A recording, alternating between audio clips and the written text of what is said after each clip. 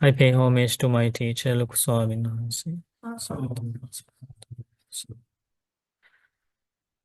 We were learning about the unwholesome qualities that should be given up uh, by neither by body nor by speech, but by saying again and again with wisdom. So we learned some examples that taught us about the meaning of those unwholesome qualities. So basically, they are mental, right? What is the difference between bodily misconduct and verbal misconduct compared to mental misconduct?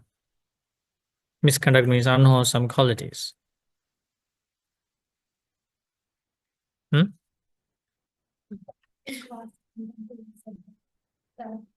Bodily and verbal can be corrected by somebody, Yeah, but not mental. not mental. Yeah, because others cannot see what is happening inside your mind. So you have to see them with your wisdom. You have to use, that's a big difference. And then uh, we learned about some examples how uh, what are the examples we learned? Jealousy. We learned about, huh? Yeah, how that damages the mind, how that leads to lots of unwholesome qualities. And we learned about the people being jealous after death, ended up in ghost world and bad destinations, how they created bad karma for themselves because of uh, that kind of unwholesome mind, unwholesome quality in the mind, right? So that's jealousy. And then we learned about uh, another one. Is that evil wishes? You remember some of the examples for evil wishes? Hmm? Evil wishes leads to anger and bitterness. Remember, we learned about um, that's a marvelous discovery of the Buddha, right? Because the final product is anger and restlessness of the mind, but the person doesn't understand the root cause.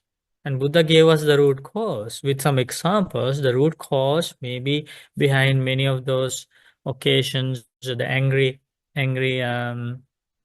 situations, is that you had an evil wish, right? And then Buddha explained about evil wishes. So you do something wrong, and then you have an evil wish. No one should know about this, and then others get to know about this. You get angry and upset because of your evil wish. And then you have this evil wish of receiving respect only to yourself, receiving gifts only to yourself, right? Veneration to yourself. But you don't get, and the evil wish is that you think people only should respect me, people only should share gifts with me, people should only listen to what I say. So, and they should not respect others, they should not respect they should not give gifts to others. Like that, that's the evil wish. But you cannot, we learned about it. You cannot control how others think and how others act, right? So then you don't get what you wished for, then you get angry. But you don't realize the reason for this anger is the evil wish. That's why Buddha wanted us to use our wisdom again and again to understand the root cause of each defilement, right? So today we are going to learn more defilements like that. So it's very important, because if we get to know about um, the nature of these qualities, unwholesome qualities of the mind, then we can make an effort to remove them. So then we are responsible for our own true happiness and peace in life, because those qualities have to be removed from the mind by ourselves. right? This is very important because, as we discussed that day, even though we had lots of money, plus these unwholesome qualities in the mind, the money is not going to make us happy because these things will destroy that peace. So it's very important. Money and wealth, fame, and all those things can give happiness to some extent, right? You can buy delicious food, you can buy nice clothing, vehicles, housing, and luxurious things. It can give you some happiness, right? Buddha didn't say that there is no happiness in those worldly things. There is happiness, but uh, more importantly, you have to use wealth, you have to use fame, you have to use power with the pure mind. If a very rich person, famous person, has a pure mind, like devoid of these unwholesome qualities, right? That wealth is doesn't it's not going to harm that person.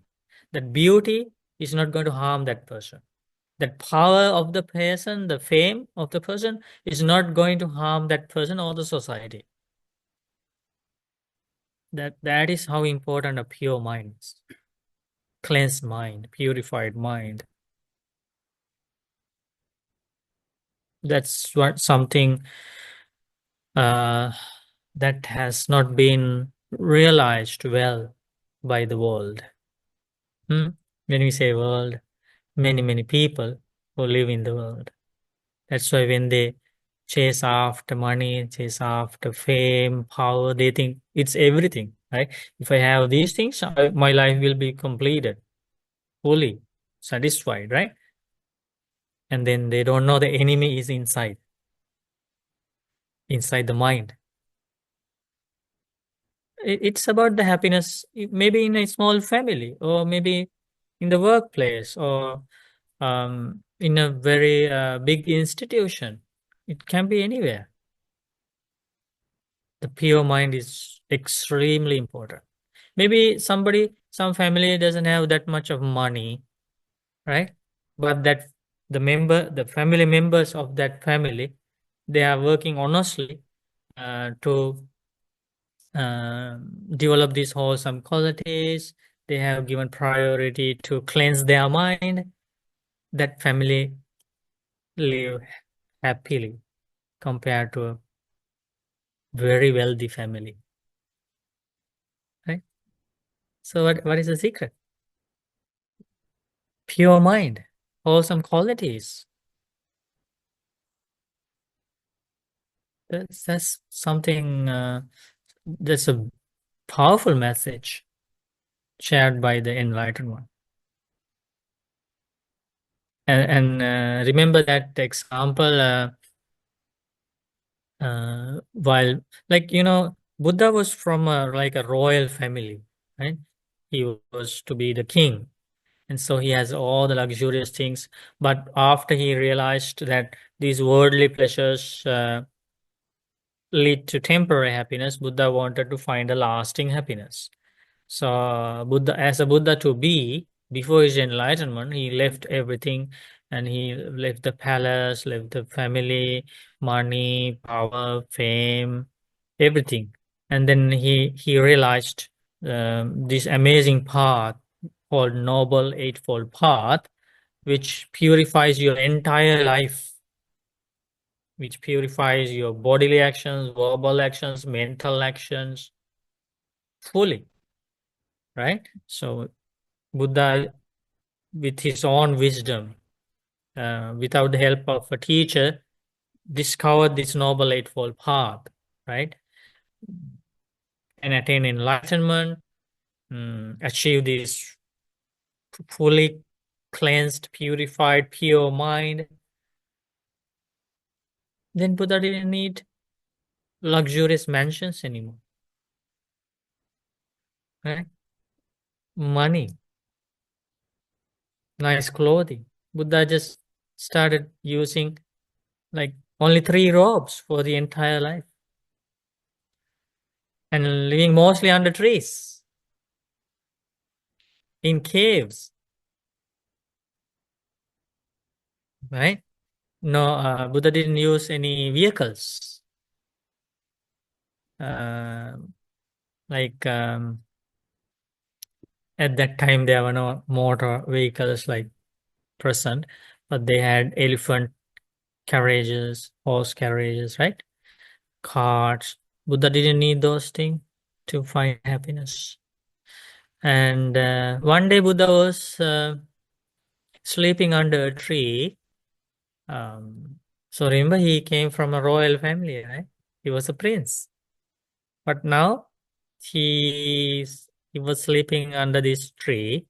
And early morning, Buddha was sitting after his sleep and meditating under the tree.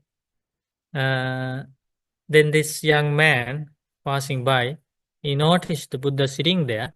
He approached the Buddha and asked, "Oh, blessed one, uh, I hope you had a good sleep last night." Because she was a little bit upset.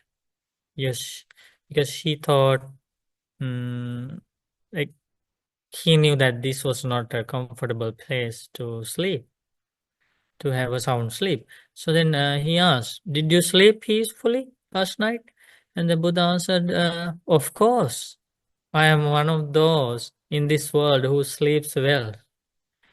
And then the boy questioned, "I don't understand. It's very cold out here. And then there's no house here with closed doors and windows. There is no bed here. There is no pillow here. You just have this, your robe is folded into four and just spread there, and you are sleeping on that. And this ground is not even. It's there are lots of like rough because lots of cows were using this path. Uh, so I don't understand you. So what did he mean? Because he also was in the understanding that you need lots of worldly things to find that happiness. People spend lots of money.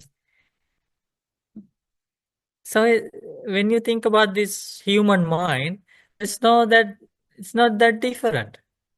When you compare the human mind existed 2,500 years ago, and today, no difference. People think you need lots of material things. Think about when you try to move, move from one house to another. How many, like, we have movers, right? You need trucks, loads, everything. Eh? Yeah. So, so human mind is like that. We think we need lots of material things. So his question was that you didn't, you don't have any of these luxurious material things um, around you, but you still say you slept peacefully. He was confused. Then, before answering the boy, Buddha asked him a question. Buddha asked, "Okay, imagine you have everything, all the pleasurable things. You have a beautiful mansion with closed windows, closed doors. You have a comfortable bed, pillows, and everything. There are servants to attend on you. And now you are going to sleep. But there is one problem. You are burning inside with desires, with lust, with craving, with attachment, with greed, with these kind of things. And inside, you are burning with anger, your mind, and you are burning with delusion. Can you sleep well?" Buddha asked. And then the boy answered, no, impossible. Right? Don't we all have that experience? When we get angry at somebody and keep coming, right? That memory keeps coming, bothering us and steals our sleep, right? So these defilements. Buddha asked about these defilements. When you have these defilements, can you sleep peacefully? And then the boy said, no. Buddha said,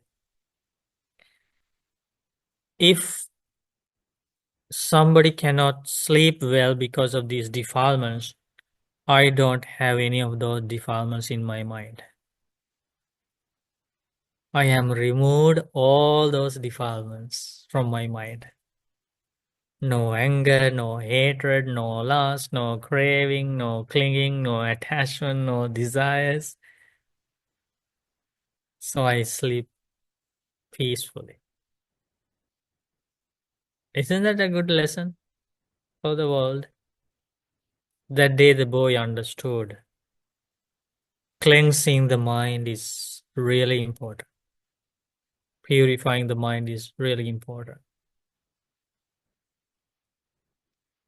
And um, not only those defilements, there are other defilements as well, like sadness, grief, anxiety, depression, remorse, regret, restlessness, and all those defilements have to be removed from the mind.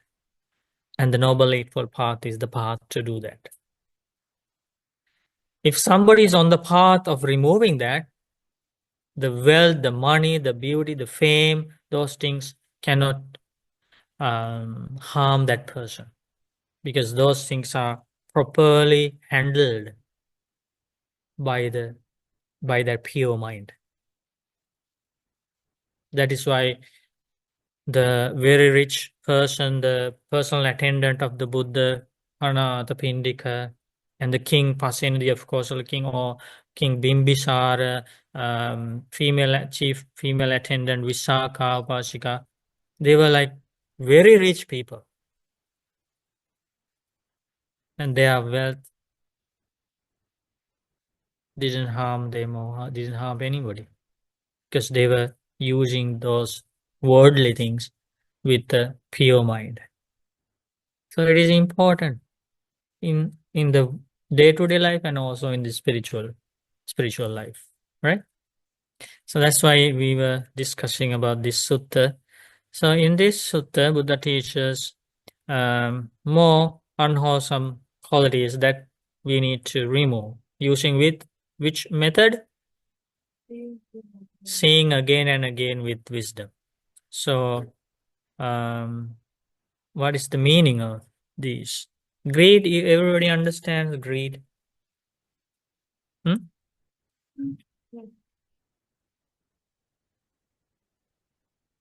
Hate, everybody understands hate. Delusion, not knowing, not understanding the cause and effect, the results of karma, delusion. Many things included in the delusion. Anger, another one, needs to be given up neither by body nor by speech, but by seeing again and again with wisdom. What is the next one? What is that? Huh? You know the meaning? Huh? Oh, yeah. Something like anger? What's the meaning?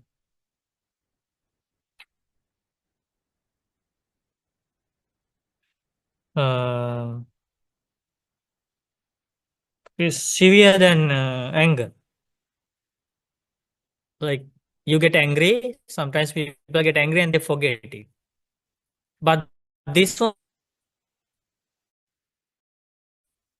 I don't know a better translation if you know better translation. This one, you keep that anger for a long time and you want to take revenge. Is that the meaning? Huh? Yeah, sound close? Yeah, so that's the meaning, okay?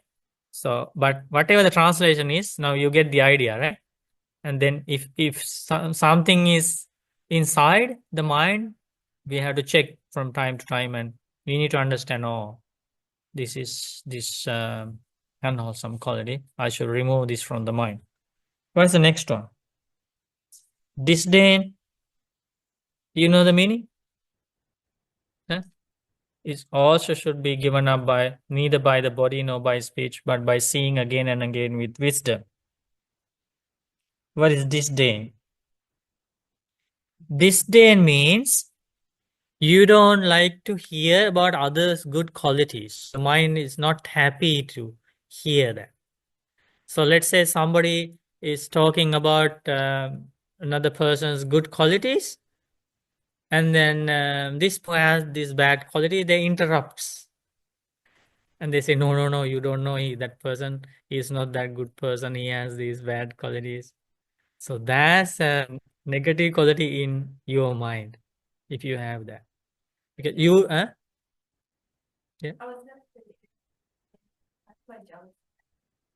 yeah, it's yeah, somewhat like related that it comes from that, right? So then you don't rejoice in learning about other person's good qualities, and you don't want that good qualities, good name of that person to spread. If you understand something is going in your mind like that, then you have to understand it's not something that I should live with. This is I should give up.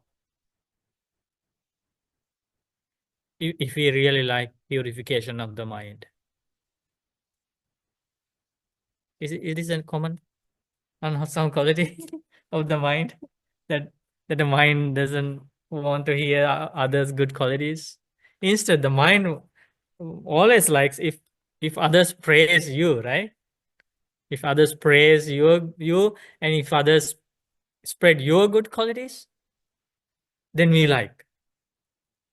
But we don't want others' good qualities to spread. And we have to understand that that's the root of suffering.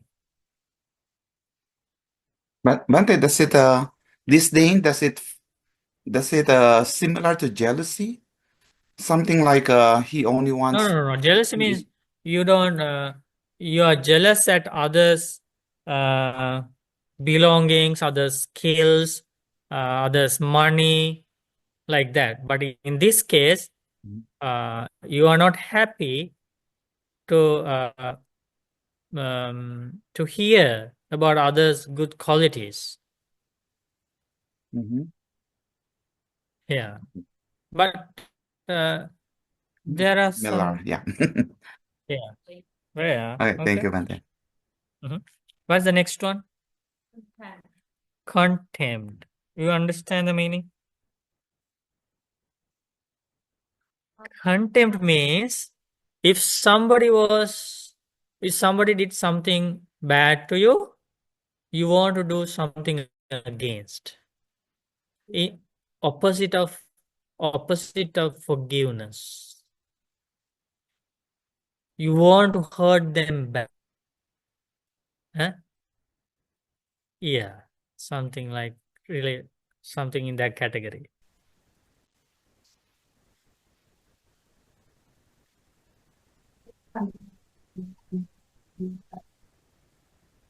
You think they're below You think that? It is part of the meaning of contempt is that someone is below you, that you are higher than them. If you're thinking is they're Yeah, that you think act like that with conceit in the mind. You think, okay, if that person did that, I'll do this.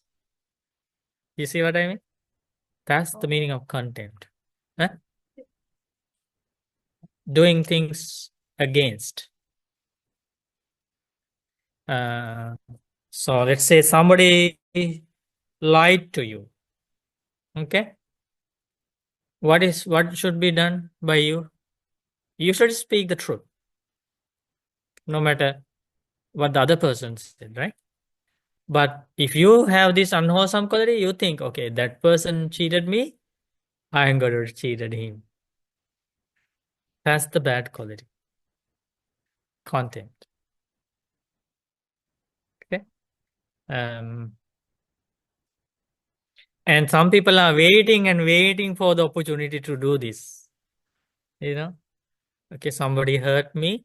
Okay, I will, see what I can do. So like that. This with this unwholesome quality, they cannot forgive others' mistakes, others' wrongdoings. They cannot because they are waiting for the proper time to do something against. Okay. Okay. So this mind is really like it's not a friend, right? It's the worst enemy in the world. Doing all this. Huh? It's difficult to do that. But this kind of Oh. vengeful, kind of Huh? an eye for an eye, a tooth for a tooth, something like Something that. like that. Yeah, something like that. Yeah. Thanks. You can see lots of examples with stories in the stories of ghosts, how they do this, how they do this. And the last one, stinginess. Macharya. What is stinginess? Huh? Yeah. So Not generous. stinginess has a very specific meaning. Stinginess means like greedy means you are greedy for others' belongings, right? You want to own them. Stinginess means you don't like to share what you have with others. That's stinginess. And if somebody uses your slippers or something belong to you, if you have this quality, you can recognize. Instead of having a happy mind, oh, I'm so happy you are using mine. You get really angry, you get mad. You get mad. And your sisters want to share the room, right? Huh? Use anything from your belongings, you get really mad. It's because of this quality, stinginess. Okay? Huh? Huh? Yeah. Before.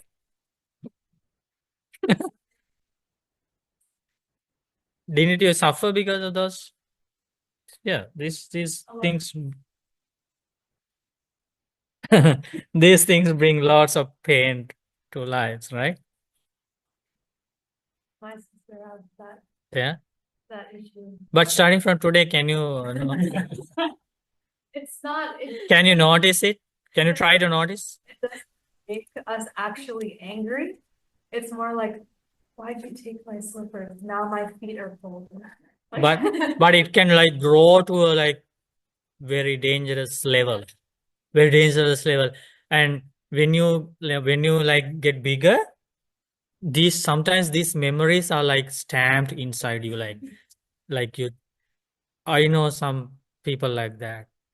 They still have that bitterness, recollecting what they did in the past. That's gone from my mind in 1 second. Yeah, that's a That. so. But the real like beautiful quality is that when you see somebody is using something belongs to you, you are so happy to see that because it's there are phrases used by the Buddha to describe the opposite of stinginess. Buddha says open-handed, freely generous, rejoicing in generosity, rejoicing in giving and sharing. Those kind of beautiful phrases, beautiful qualities of the mind. Oh, I think I have a beautiful story. This is extraordinary. Um, do you want to read it directly, the Buddha's words, or you want me to explain it? Explain? Maybe let me try to find that sutta. That's in the Majjhima Nikaya. That's a very good example how somebody can like, but he was not an ordinary human being. Like he had attained the third stage of enlightenment. You will realize the difference between the mind of an ordinary human being and the mind of somebody who has attained higher stages of enlightenment. And you will see the whole point of this Dhamma path, that we try to work honestly, everybody, to get to that point. It's not about just talking and talking, and it doesn't end there. It doesn't end hearing and talking. Everybody's goal is to change the mind, and you see the people who change their mind in a amazing way. So we go. Where is the suttas? Here. If you have merit, we will find the sutta. Otherwise, I will explain. Okay. So middle discourses. Go to middle discourses. Where is it? We go to middle 50. It's like great ocean, right? Finding a gem in the great ocean. And then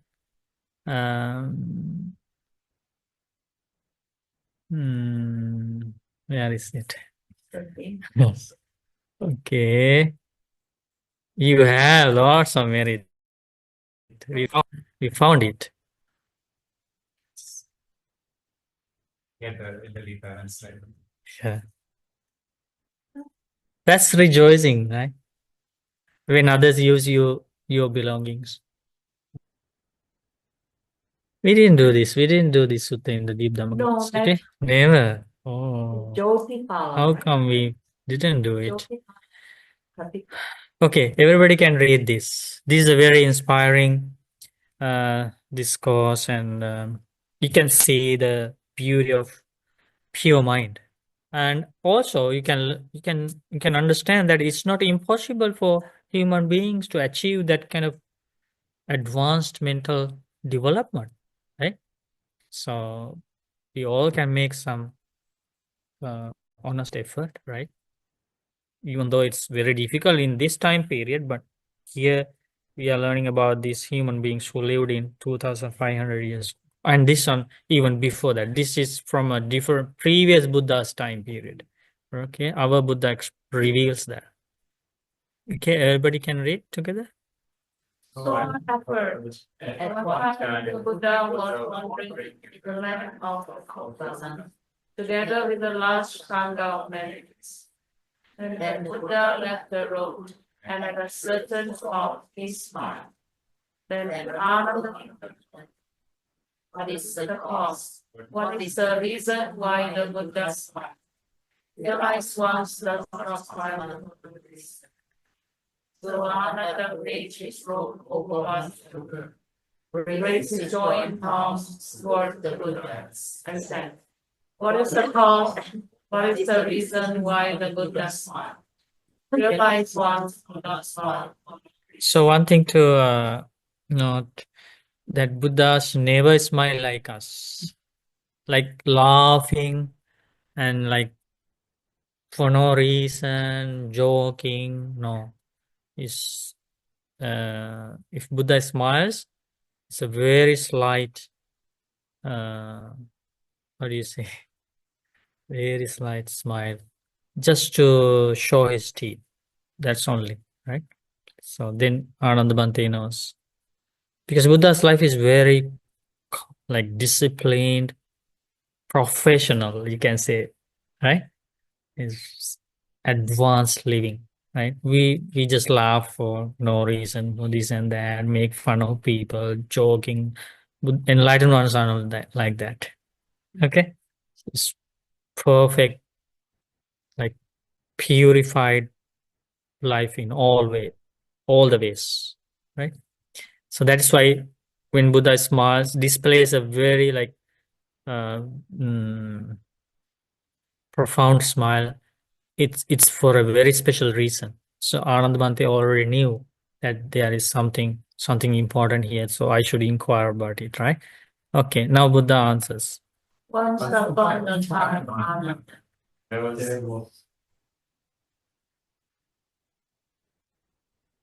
upon a time, Webalinga. He was successful and prosperous, populous, full of people, and Kashyapa is a blessed one, a perfected one, a fully awakened Buddha, lived supported by a great. It was here in the fact that he had his monastery, where he advised the medical sufferer while seated. So now the Gautama Buddha, right, whose teachings we are using now, Gautama Buddha is explaining about a previous Buddha. And what is the name of the previous Buddha? Buddha Kassapa. And Buddha Kassapa, like, it's not like, don't think that, oh, then there was another Buddha, so that means Buddhas are born again frequently. Don't think like that. This Kassapa Buddha was in the human world long time ago, right?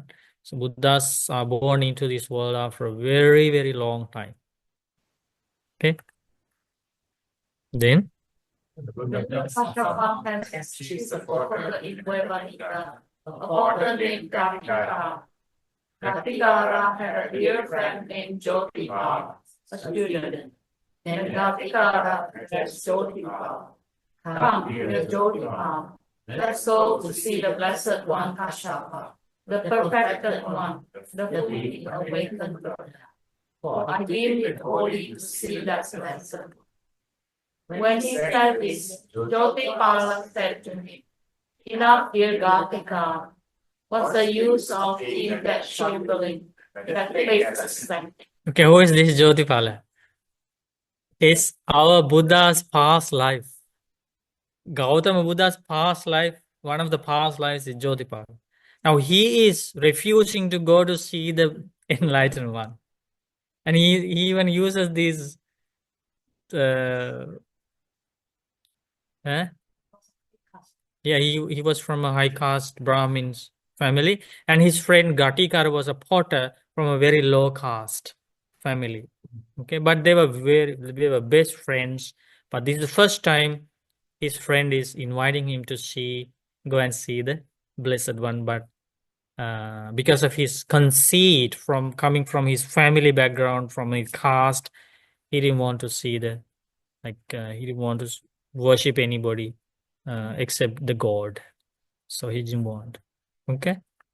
For a second time and a third time, Ghaṭikāra addressed Jyotipala. Come, dear Jyotipala, let's go to see the Blessed One Kashyapa, the perfected one, the fully awakened Buddha. For I deem it holy to see that blessed one. For a third time, Jyotipala said to me, enough, dear Ghaṭikāra. What's the use of seeing that shambling, that faithless thing? Yeah, very tough, eh? Well, Jyotipala. Let's take some bathing cleanser and go to the river to bathe. Yes, dear, replied Jyotipala. So that's what they did. Then Ghaṭikāra addressed Jyotipala. Dear Jyotipala, the Buddha Kasyapa's monastery is not far away. Let's go to see the Blessed One Kashyapa, the perfected one, the fully awakened Buddha. For I deem it holy to see that blessed. Now, where is this happening now? In the river. Okay, they are bathing. Okay.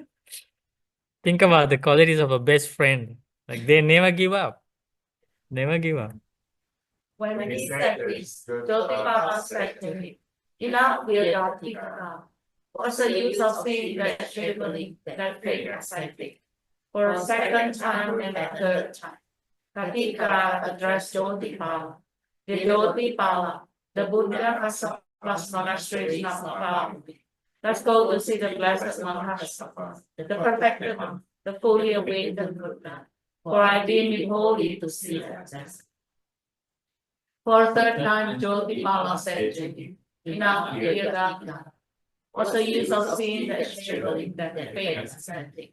Then Ghaṭikāra grasped Jyotipala by the skirt hand and said, dear Jyotipala, The Buddha Kasyapa's monastery is not far. Let's go to see the Blessed One Kassa, the perfected, the fully awakened, by being holy to see that blessed. So he grabbed from his hair, right? Is that? Skirt hand. Oh, skirt hand. Yeah. I think head. I think head. Come after one day. Here. Huh? First skirt. Next one. Okay. So Jyotimala undid his skirt hands and said to Ghaṭikāra, "Enough, dear Ghaṭikāra. What's the use of seeing that shame in that face?" Then Ghaṭikāra grabbed Jyotimala by the hair of his freshly washed head and said, "Dear Jyotimala, the Buddha Kassapa's monastery is not far away. Let's go to see the Blessed One Kassapa, the perfected one, the fully awakened Buddha. For I deem it holy to see that blessed." So a low caste person never touches the head of a high caste person, but this friend, low caste friend, did that. He badly needed his friend to see the enlightened one because he knew the benefit of it, right? So he put his life in risk. That's what is happening here. Then Jyotimala thought, "Oh Lord, how incredible, how amazing, how this spotted Ghaṭikāra, though of lowly birth, should presume to grab me by the hair of my freshly washed head. This must be no ordinary matter." He said to Ghaṭikāra, "You would even milk it to this extent, dear Ghaṭikāra. I even milk it to this extent, dear Ghaṭikāra. For that is how holy I will be to see that."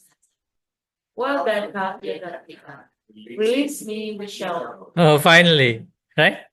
So now this is Buddha to be. Our previous Buddha is now going to see another Buddha. Right? Interesting, eh? He was humble. Huh? Yeah. Then Ghaṭikāra the porter and Jyotimala the student went to see the Buddha. Ghaṭikāra bowed and sat down to one side. But Jyotimala exchanged greetings with the Buddha and sat down to one side. He even didn't worship the Buddha because that's the conceit of the high caste families. Ghaṭikāra said to the Buddha Kassapa, "Sir, this is a student Jyotimala, my dear friend.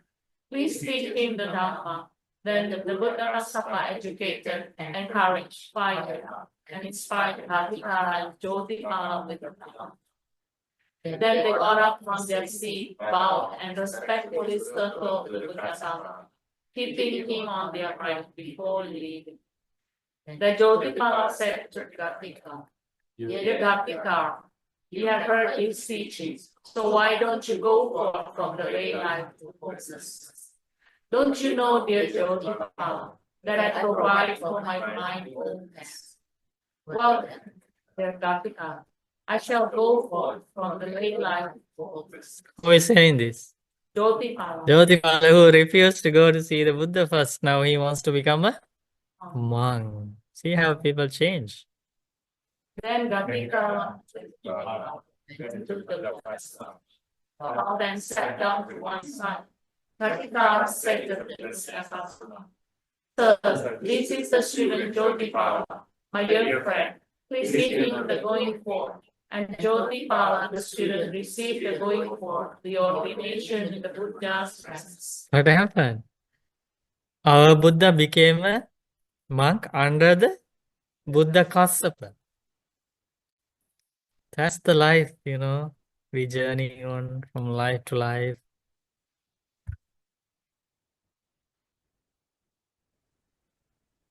Not long after Jyotimala's ordination, a fortnight later, the Buddha Kassapa, having stayed in Buddha as long as he pleased, set out for Varanasi, traveling stage by stage. He arrived at Varanasi, where he stayed near Varanasi, in the deer park at Isipatana. King Titi of Kasi heard that he had come. He had finals carriages passed. He then mounted a fine carriage and along with other fine carriages set out in full footwear pomp from Varanasi to see the Buddha. He went by carriage as far as Tehran, then descended and approached the Buddha on foot. He got and sat down to once. The Buddha educated and encouraged fire. Then he said to the Buddha, Sir, would the Buddha together with the mendicant Sangha please accept 2 hours meal from me? The Buddha Ghaṭikārasutta consented with silence. Then knowing that the Buddha had consented, he got up from his seat, bowed and respectfully saluted, giving him on his right body. And when the night had passed, he had delicious rice and foods prepared in his own home. Songs are progress with dark grace taken up, served with nice soups and broths. Then he had the Buddha in form of the times, saying, Sir, it is time, the meal is ready. Then Tassava Buddha woke up in the morning and taking his bowl and robe went to the home of Kinki, where his service spread out, together with the Sangha members. Then Kinki served and satisfied the medical Sangha headed by the Buddha with his own hands with delicious fresh and cooked foods. When the Buddha Kassapa had eaten and washed his hands, Kinki took the low seat and sat to one side. Then he said to the Buddha Kassapa, Sir, may the Buddha accept my invitation to reside in Varanasi for the reasons. After the stage. Enough, great king. I have already accepted an invitation for the main strategy. For the second time and a third time, King Kiki said to the Buddha Kassapa, Sir, may the Buddha please accept my invitation to reside in Varanasi for the rain season.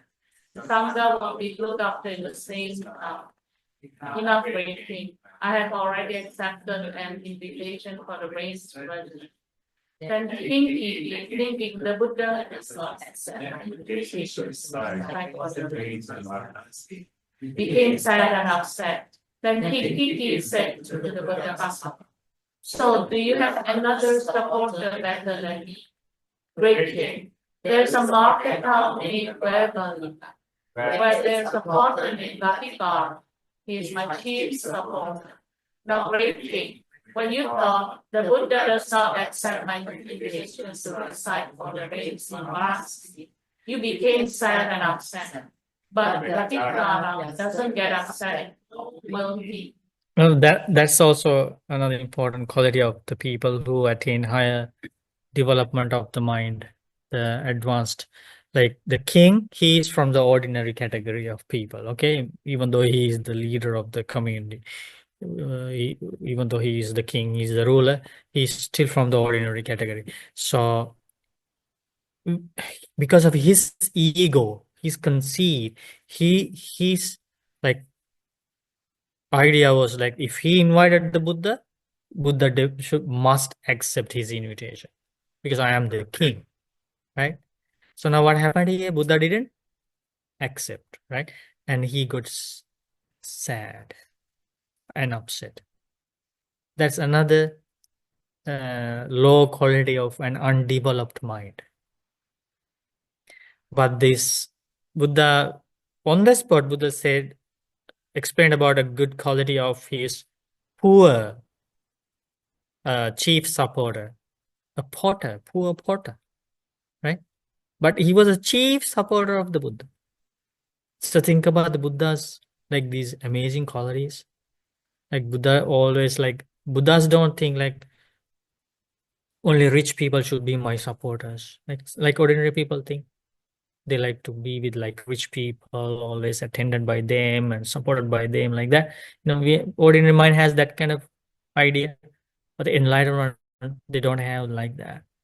The one of the poorest person in that village became the chief supporter of the Buddha, and Buddha accepted his invitation. But Buddha said, if I were to reject Potter Ghaṭikāras's invitation, he would not be sad, he would not get upset. That's another beautiful quality of a developed mind. Because he doesn't have that idea like the ego inside, like that the king has. How come the Buddha doesn't accept my invitation? I am a special person, right? So the Ghaṭikāra, he has overcome that kind of egoness, conceit from his mind because he had already attained the third stage of enlightenment. So when we follow this Dhamma path, it's about, some people think like, okay, now I am a very good meditator, and they more ego, and they think, okay, all the other family members should respect me. I'm a special person. I participate in retreats now. It's going opposite.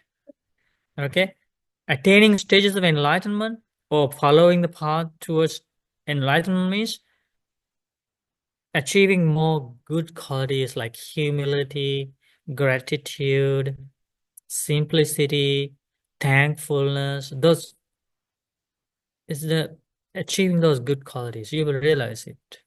Like this is another good quality. And then Buddha praises, even though he was poor and from a very low caste family, Buddha praises his good qualities. Remember there's a main doctrine in the Buddha, Najacha vasalo hoti, kammana vasalo hoti. Remember? Somebody is not a superior person by birth. And also somebody is not an inferior, low person by birth. Somebody becomes inferior or superior by their actions. So Buddha praises here the qualities of a low caste person. Okay, you can continue. Ghaṭikāra has gone for refuge to the Buddha, the teaching and the Sangha. He doesn't kill living creatures, still. What happened? Yeah. Then, still commit sexual misconduct, lie, or consume beer, wine, and liquor intoxicants. He has spiritual confidence in the Buddha, the teaching and the Sangha, and has the ethics loved by the noble ones. He is free of doubt regarding suffering, its origin, its cessation, and its practice like I didn't do anything. It's just automatic. Yeah. no, Here? No. Down. down, Here. no, down. Here. Yes. Okay. He is free of doubt regarding suffering, its origin, its cessation, and the practice that leads to its cessation. He eats in one part of the day. He celebrates ethical acts of good character. He has set aside junk and gold and rejected gold and silver. He has put down the shovel and doesn't dig the earth with his own hands. He takes what has crumbled off like a riverbank or maybe dug up by mice and brings it in. When he has made a talk, he says, anyone may lead bags, sustaining mountains and chickpeas here and take what they wish. He provided for his blind old friends, and since he has ended the 5 gold patterns, the Ghaṭikāra will be rewarded spontaneously when it becomes his share, not aided. Okay, so some of the qualities of non-returner. Okay, non-returner. We all should be one day like this. Okay, non-returner. Non-returner means they are born in the Brahma world after death and will not return to the human world or to the heavenly world. And that in that world they will attain final Nibbana. End of suffering in that world. That's the final birth. Okay, that's the non-returner. So what are their qualities? Will not be sad. Does not kill. Okay. does not kill Oh, any animal or any human, does not steal, and I think the translation should be abstain from incelibacy. oh yes, in so Okay,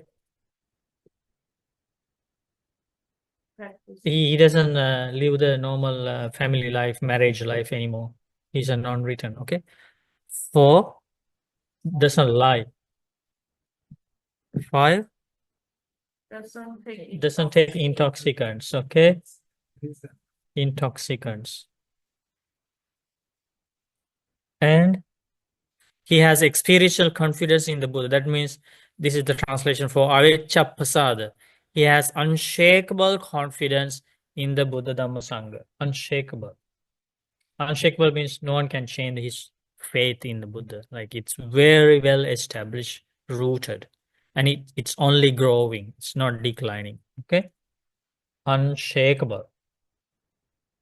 Unshakable faith in the Buddha Dhamma Sangha.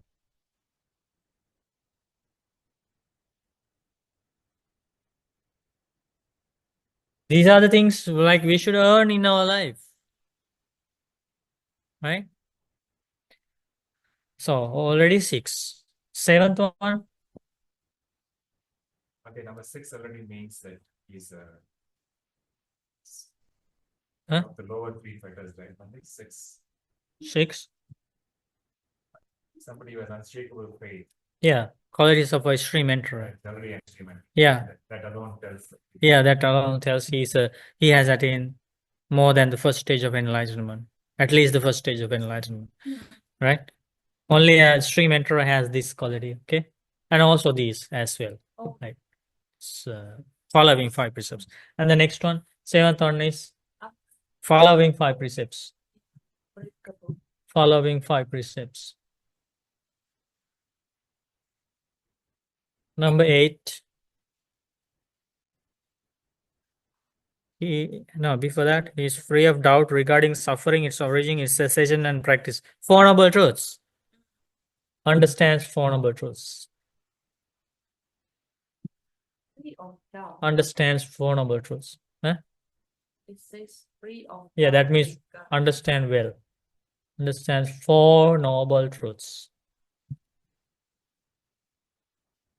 Are you on the path to achieve these things in your life? Huh? What is missing in your life? Huh? You're on the path, right? You're on the path to abstain, killing totally, abstain from stealing, abstain from sexual misconduct, abstaining from lying, abstaining from taking intoxicants, at least on the path, right? And then to establish unshakable confidence in the triple gem. Everybody's on that path. Good. So it's very fruitful, right? These classes. Okay. Following the 5 precepts. Yes. Understanding the Four Noble Truths. Yes. Deep Dhamma, right? Learning Deep Dhamma with that purpose in mind. Okay. Next one. It's in one part of the day.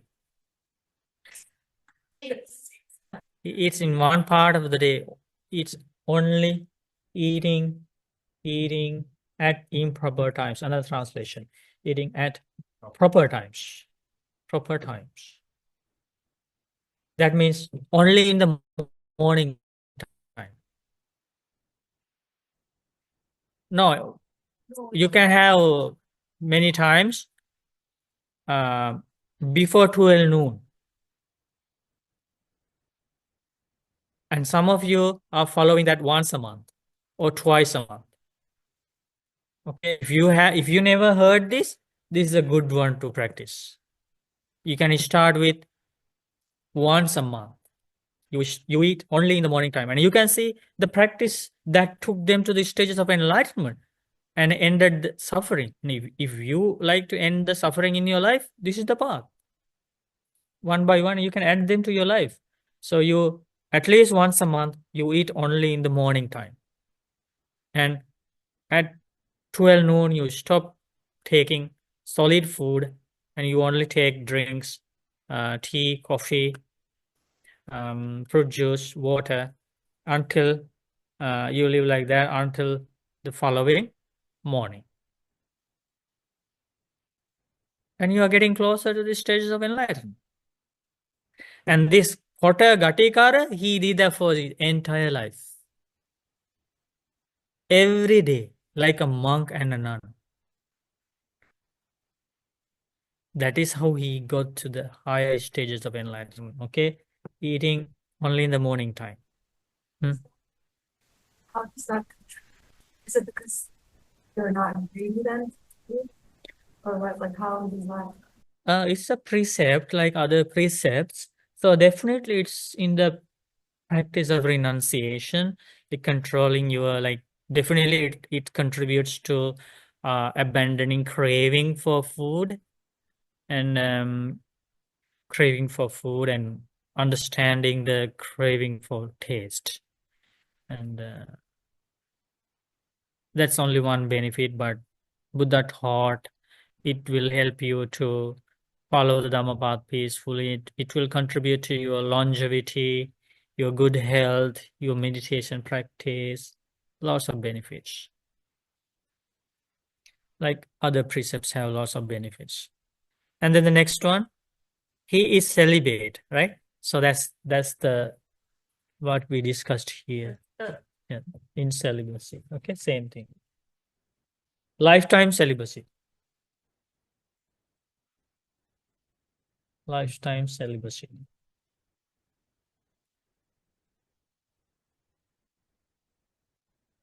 So because his goal is to attain higher stages of enlightenment. And then he has set aside, yeah, that's about precepts, right? He has set aside gems, gold, and rejected gold and currency. That means does not use money. Huh? But this is, some people follow 10 precepts, let's say once a month, but this person, his entire life is like this. Like after he started the spiritual path to take it seriously. So then nowadays, if you can say nowadays, like no using credit cards, debit cards, MasterCard, whatever. No, also not allowed. Okay, that's a precept. So not using money. So basically he's a monk, but living at home. So then others should support that person, right? So in this case, no, there's nobody to support him because both parents are blind, right? Did you hear that? So then what does he do? He Make pots, yeah, with the mud collected without harming the creatures, and then he put them on the display in front of his house with a note: if you like to take this, please put some rice in exchange, goods exchange, right? So that's how he does it. So these good qualities, what are the good qualities of a non-returner? Okay, one more. Has abandoned, what's the number? Has abandoned 5 lower fetters. You know that, okay, definitely there are lay people who live at home who attain stages, the third stage of enlightenment, anagami. Do you know there are arahants in the lay life? Huh? Long time ago or now? No, long time ago. Buddha's time. Lay people attained arahantship. Extremely rare incidents. Okay? But they cannot remain in the lay life. Either they should join the order of monks or they should pass away. No, the same day. But why is that one? Yeah, it will happen. once they've achieved, Yeah, they'll pass away. Yeah. They'll point- yeah.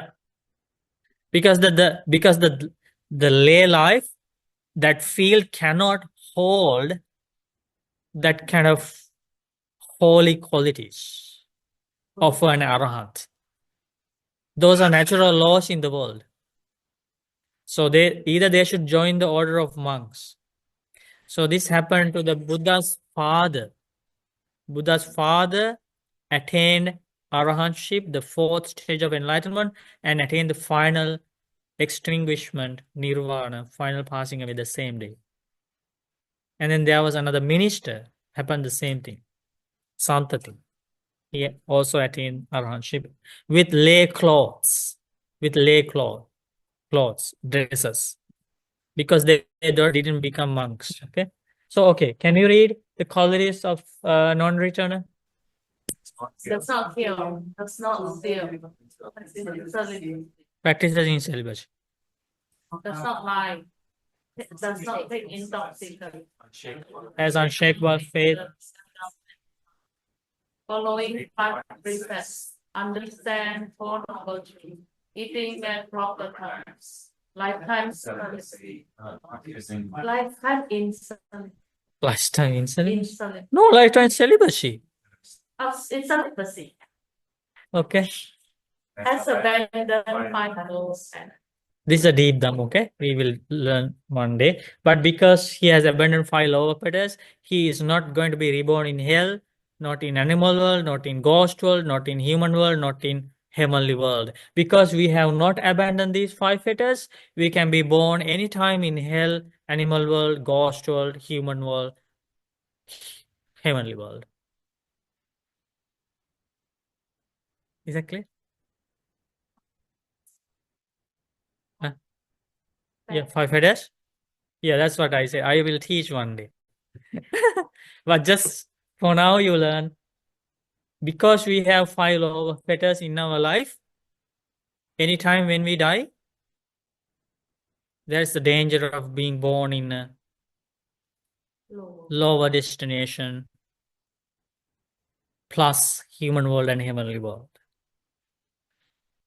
But this potter, Ghaṭikāra, his wisdom is so vast, very sharp.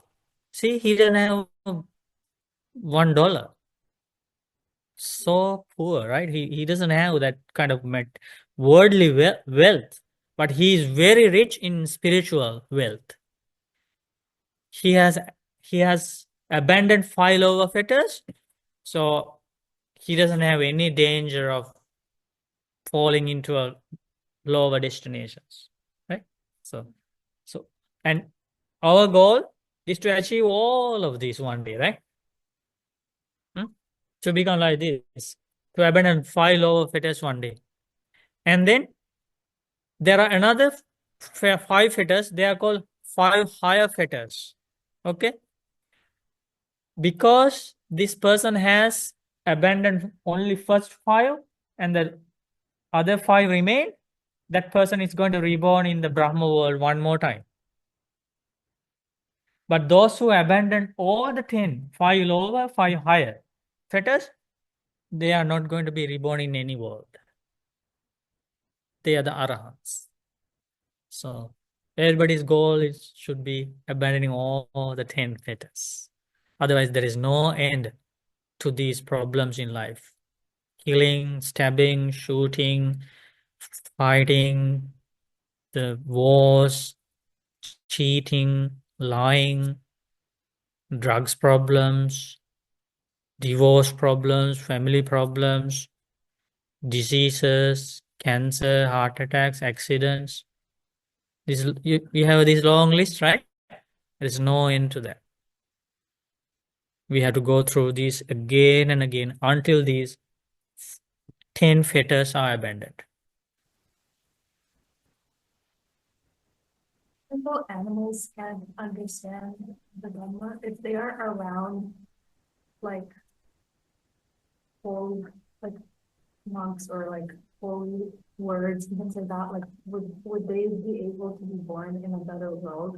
Not reach anything, but because they can't understand, but There is a possibility. Very, very low, but I cannot say impossible. Goggles. Hearing. She has a Paying attention. collar. So there is a possibility. There's a possibility. Be positive about it. Okay. So what happened here? Yeah, this one. Okay, now we come to our topic. So far, we had the background story. We come to the topic of what is that? The opposite of stinginess.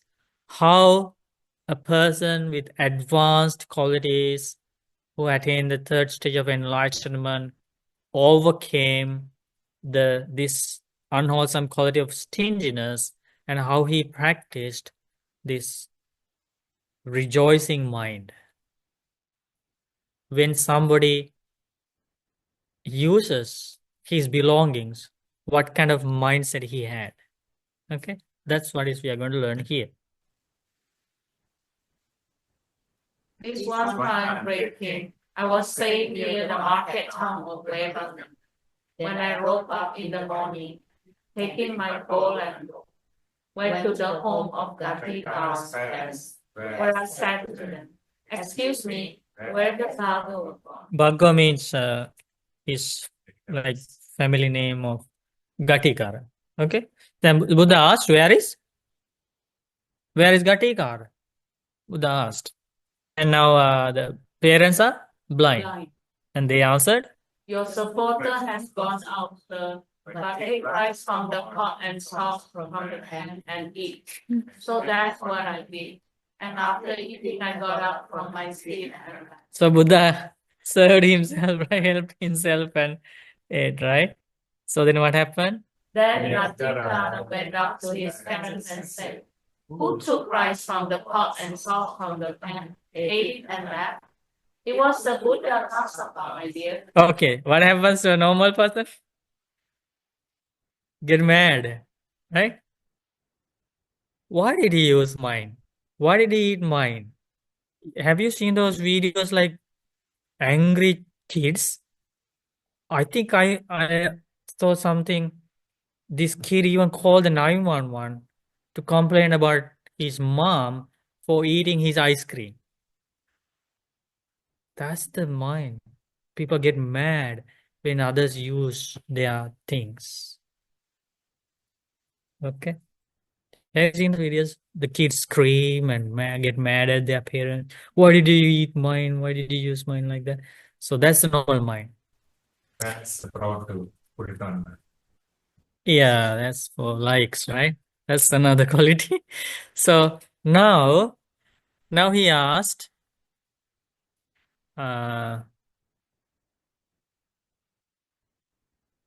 Ghaṭikāra went up to his parents and said and asked, yeah, Took rice from the pot and salt from the pan, ate it and left.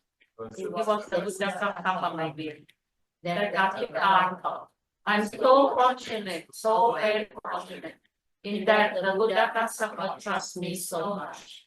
The joy and happiness did not leave him for a fortnight, or his parents for a week. see that? That's how wholesome qualities bring joy to your heart. Next time, when your brother, when your sister uses something belong to you, can you develop this kind of mindset? How do you think? When you learn that, you think, I'm so fortunate. Show trust. Because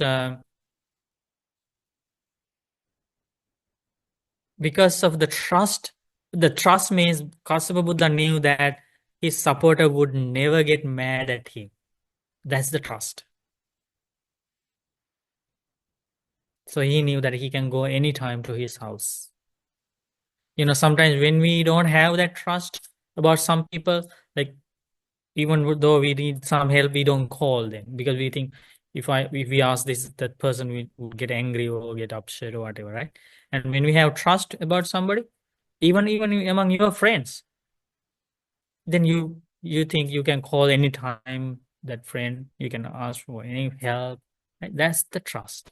So Kassapa Buddha had that trust about his supporter, right? And that joy. So instead of anger, instead of restlessness, instead of sadness, what does he have? Joy and happiness. And it lasted in his heart for 14 days. 15 days. Fortnight means 15 days. And his parents also, they had a rejoicing heart. They had that happiness, thinking, oh, Kassapa Buddha came to our house and ate with his own hand. He ate. We are so happy.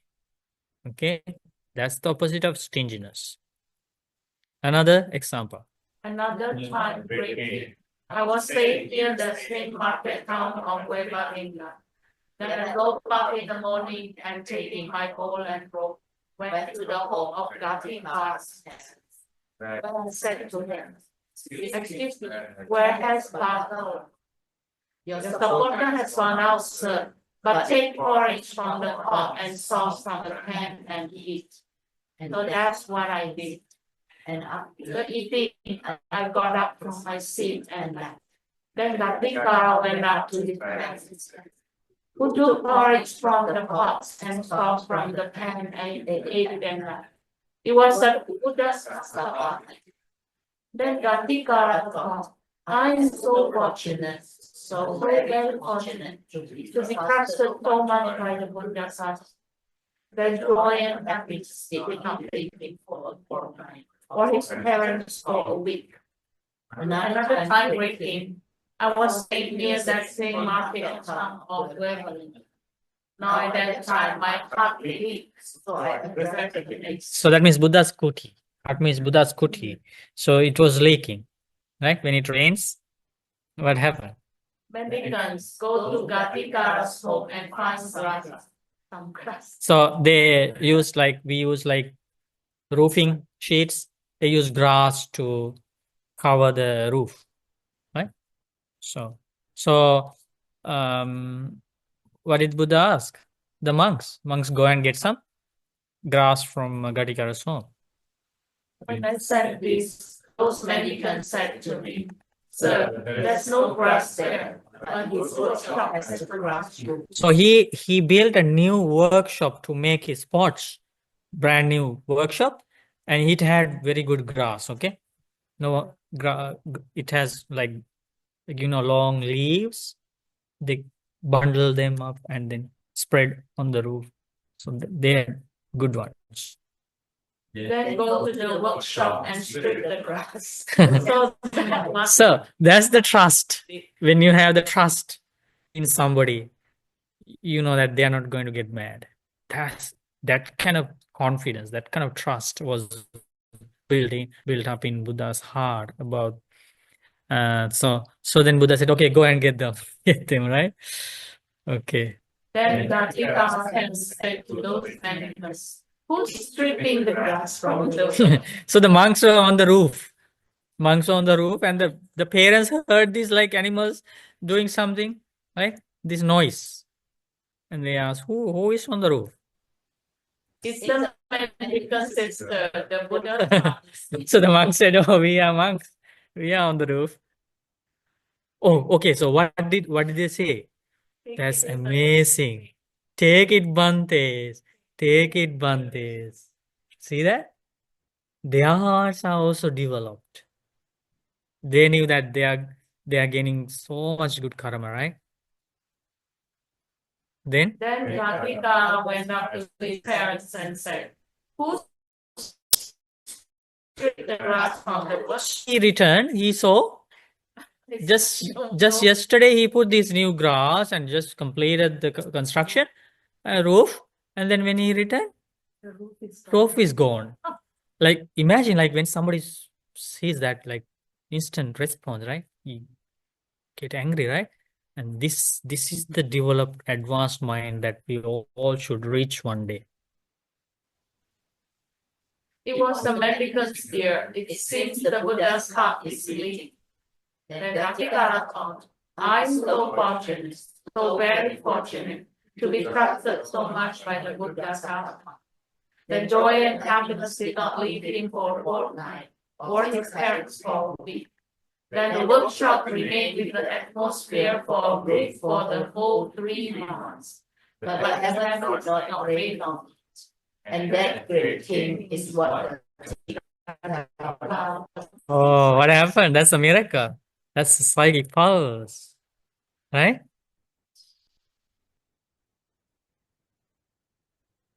He didn't have a roof, but the rain didn't penetrate, right?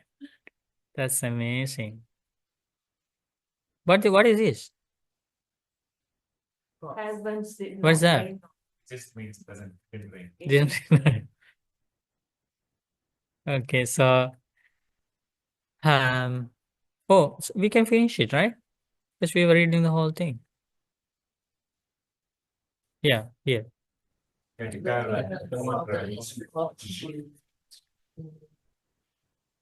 be trusted by the Buddha. No, the king says that.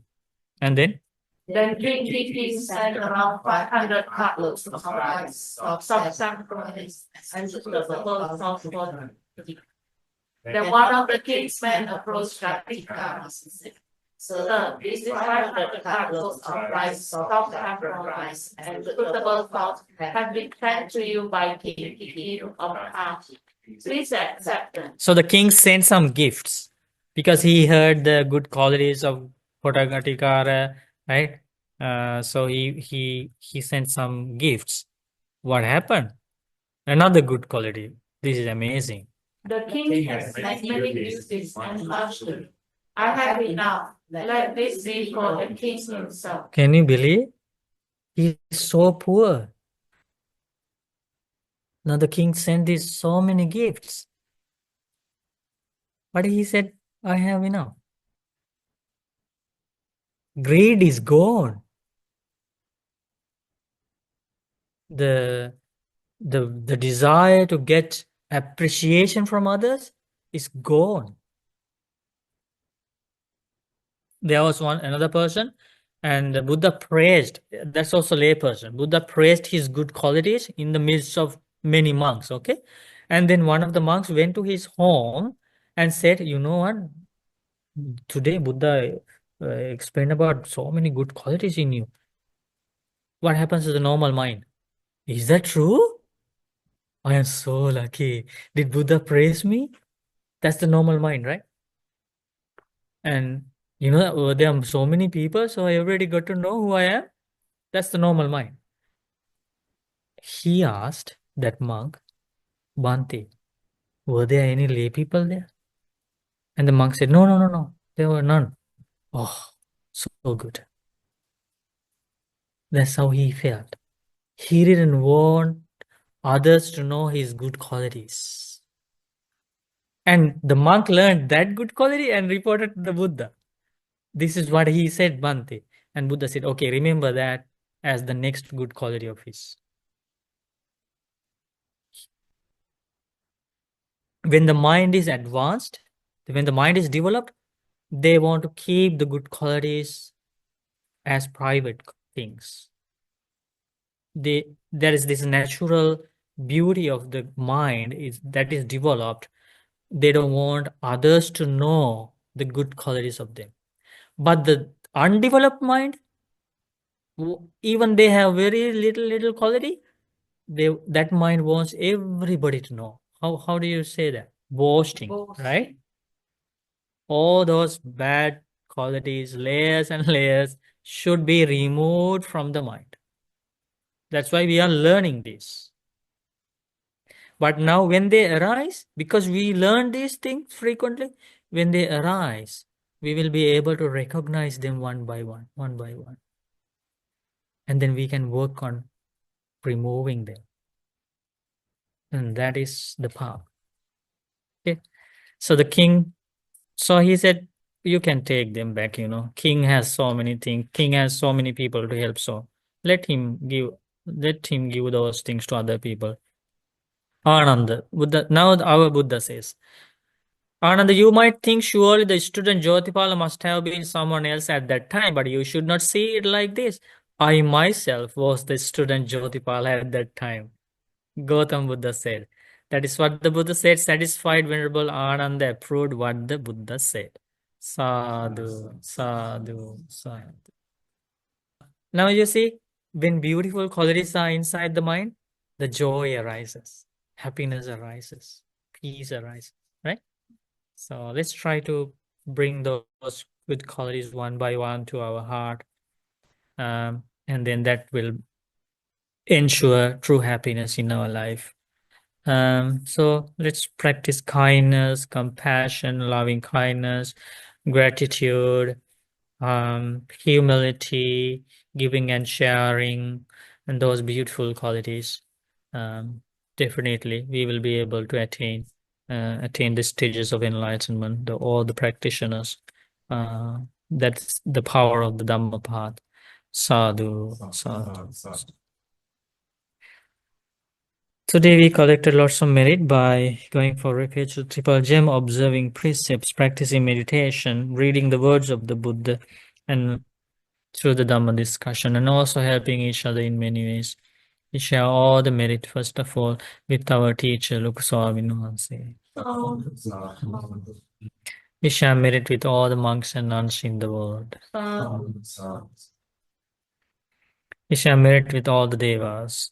Sadhu, sadhu, We share merit with all the departed relatives. sadhu. We share merit with our parents, teachers, family members, friends, and with all beings in this world. May all beings rejoice in this merit, enjoy good health, long life, happiness, and peace. Sadhu. Our Sara Bhante, we would like to share merit with Bhante and ask for forgiveness. Sukhi. Ayana katang punya samina anumodita. Sadhu Anumodata. Samina katang punya baikang datang. Sadhu Anumodata. Sadhu sadhu anumodami. Ukasa dwara tena katang satnang atena. Come on.